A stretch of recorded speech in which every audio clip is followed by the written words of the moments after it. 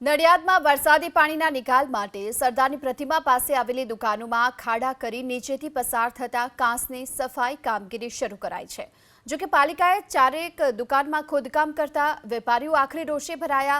વેપારીઓએ તાત્કાલિક હાઈકોર્ટ પહોંચ્યા અને 3 કલાકમાં જ હંગામી સ્ટે લઈને આવ્યા।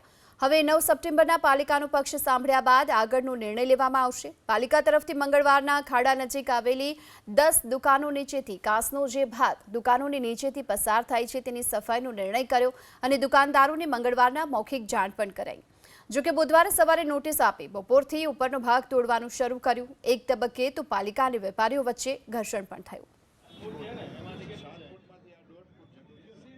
અહીંયા આજે બધી દુકાનો આવેલી છે સરદાર પટેલ સ્ટેચ્યુ પાસે। એ દુકાનોમાં નીચેથી કાચ પાસ થાય છે।